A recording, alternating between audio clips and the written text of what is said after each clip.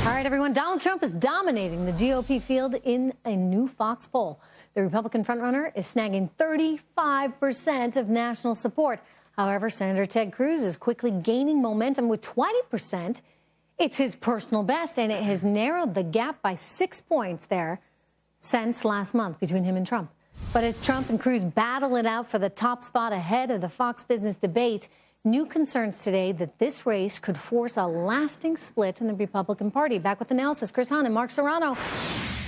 Mark, I'll start with you. I mean, what's the fear here? Ted Cruz and Donald Trump being sort of out of step with the rest of the Republican Party, and that could have long-term ramifications? Oh, yeah. That's, look, Trish, the mainstream media have got these partisan scribes throughout the country, and what they want to believe is the GOP is in disarray. After 2012, they said the same thing. The GOP will be out for decades because they want to paint this picture that Republican candidates are extremists, they're sexist, they're anti-immigrants, they're in disarray, they're fighting, there's a split in the party because that's sensational, and because they think independent voters will abandon Republicans later this year to vote for Hillary Clinton. Look, that's what's behind that picture, okay? I got to say, I think a lot of independent voters, and I think even maybe a lot of Democrat voters, might think about a Donald Trump candidacy. I mean, he's got interesting crossover appeal. Yeah, but anyway, for good reason. Let's go. Right. Well, I mean, and this gets back to a lot of Republicans don't like Trump. Chris Hahn, do you think that this is going to be a problem? Well, I think they've got a problem with both Trump and Cruz. I think Cruz is actually worse for the Republican Party than Trump is because he's so married to the ideological stuff he's been spewing out there on the campaign trail. Whereas Donald Trump, I don't think he believes half the stuff he says. I think the minute if he wins the nomination, he'll shake the Etch-a-Sketch. He's also way more charismatic than Ted Cruz. I mean, considering the take the comb over out of the equation, which I'm personally offended by as a bald man.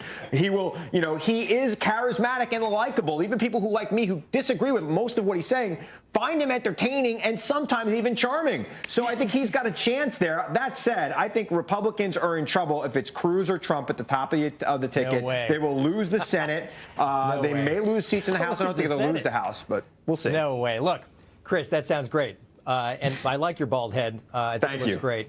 But, the truth is, Trish, that there are people across this economy that have suffered under 8 years of a Democrat president. No matter what Bernie Sanders and Hillary Clinton say, they're not going to be able to change that dynamic in the next 10 months.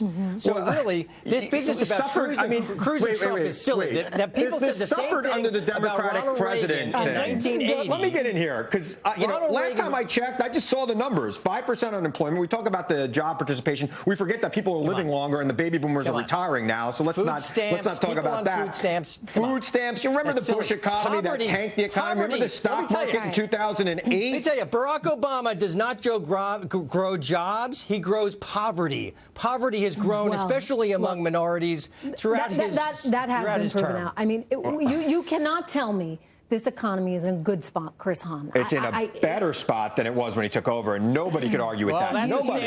That's quite a standard. It's better to brag about. It's substantially. He's created 10 million jobs. No, and that's why the stock market has tripled. Right.